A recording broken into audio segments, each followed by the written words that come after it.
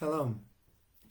I am Rabbi Nathan Davidovich, speaking to you on behalf of the webyeshiva.org, speaking to you from Efrat, Israel. In this short Torah lesson, I'm going to talk about something that we learned from this particular week's Parsha, this particular week's Torah reading, which is Parsha Ekev. And the question I am asking from this Parsha is it sufficient to only be a, quote, cardiac Jew? What do I mean by that? I remember that my father of blessed memory, Rabbi Davidovich, he was a rabbi in Denver, and he had a lot of congregants. And I remember sometimes people would tell him, Rabbi, I really can't follow these commandments, but I'm really a good Jew at heart. And he would refer to some of these people as cardiac Jews. And it's true that God wants our heart and our intentions when we're doing mitzvot, but he wants us to do the commandments, to do the mitzvot.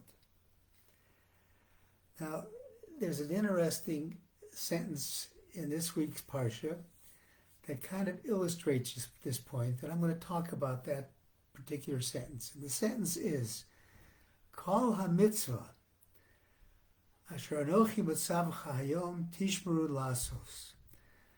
All of the commandments, singular, mitzvahs is written in the singular, which I command you today, you shall observe to do in order that you shall live.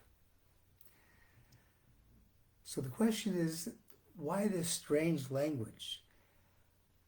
Why the language in singular, kol ha-mitzvah, instead of kol ha-mitzvot, plural, all of the commandments? Rashi, the great commentator, says, what this teaches us is that when you go to do a mitzvah, you're about to fulfill a commandment, don't go halfway. Fulfill the entire commandment. Do the complete thing, beginning and end. The Orach Chaim HaKadosh, the holy Orach Chaim, Rav Chaim Atar, the great commentary on the Torah, has an interesting take on this. And basically, he asks the question. He says, first of all, why is this commandment singular, given in the singular? And even before that, why is it necessary for Moses to talk about this? Because in the last Parsha, he said, you shall fulfill all of the commandments. He says he's already talked about the need to perform the commandments. So the Orach Chaim HaKodesh says that Moshe Rabbeinu was like a clever psychologist. And he knew how the human mind and psyche worked. He realized that there is a tendency for us to become progressively more lax in our observance of the mitzvos of the Torah, especially if we perform a number of mitzvos very carefully, very meticulously. He says, in that case, one might look at himself, maybe he's only done one or two commandments, but he'll look about himself with great pride. And he says, I'm a pretty good Jew, look what I've done. Many people who study Torah, they preoccupy themselves with Torah, they might pat themselves on the back and say, look how great I am. And they'll disregard other commandments, which they think of as minor significance. And he cautions, the Orach Chaim HaKodesh is talking about Moses cautioning about that. And he says that we have to do the entire range of God's commandments. And he brings out this point by comparing the 613 commandments which consist of 248 positive commandments and 365 negative commandments. And the Zohar, the Holy Zohar, says that these numbers, 248, refers to the number of bones in the body, 248, and the number of sinews, 365 sinews. So one refers to the positive commands, the other negative commandments, and the total is the fulfilling of all the commandments. And he says, he gives an example of how important it is to do all of the commandments. And by the way, as an aside, we know that we cannot individually do all of the commandments. Some of the commandments may only be done in the land of Israel. Some of us are not living there. Some may only be done by Kohanim, by priests, by Levites.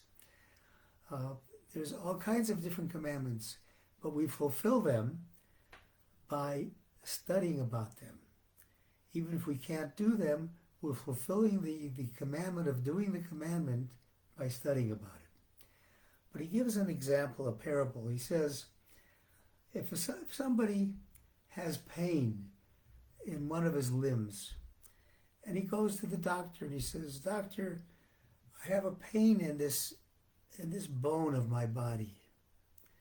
And the doctor tells him, "What are you complaining about?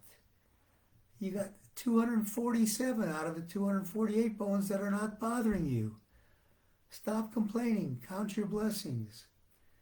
He says, similarly, Torah Chaim says we have to relate to each one of the 613 commandments. We cannot pride ourselves on just being able to do one or more commandments or any number of commandments without all of them. We have to be aware of the damaging effect on our overall spiritual health if we don't observe the commandments we have the opportunity to do. And all of this is what Moshe Rabbeinu is telling us, L'man tichyu, so that you shall live. Performing the commandments gives us life. What kind of life does it give us? It gives us life, certainly in the world to come, by doing the mitzvos. Those mitzvos, the merit of those commandments stay with you. But it also gives you life in this world. Because we see later on in this Parsha, the Parsha of Ohoyu im Shemoah, which is recited every day in the second portion of the Shema, is mentioned. It says, if you keep these commandments, then God will cause rain to happen, your crops will grow, and so on.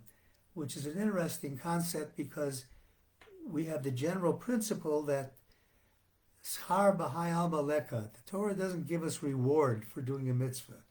The reward for doing a mitzvah is the opportunity to do another mitzvah. So what does that mean? God's enumerating all these things. He says that by the fact of doing the mitzvah as a force of nature, that by that fact alone, these good things will happen to you. You will live a life of quality.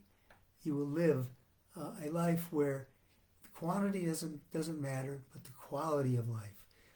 Realizing that there is a purpose in life. So basically, looking at this, we can understand that it is not enough to just be a Jew in your heart. It is not enough to be a cardiac Jew. Certainly, every mitzvah that you do has an effect on the entire Jewish people because we're all one organ, we're all one body.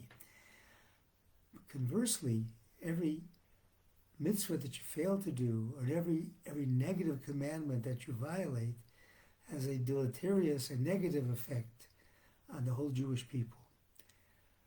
We are told, Kol Yisrael aredim zeh b'zeh. Every Jew is a guarantor of the other Jew. Every Jew is responsible for his fellow Jew. Let us take this to heart and not be satisfied with anything less than doing all of the commandments to the extent possible. Thank you for listening on behalf of the webyeshiva.org. I wish everybody a Shabbat Shalom, happy, peaceful, enlightened Shabbat. Shabbat Shalom.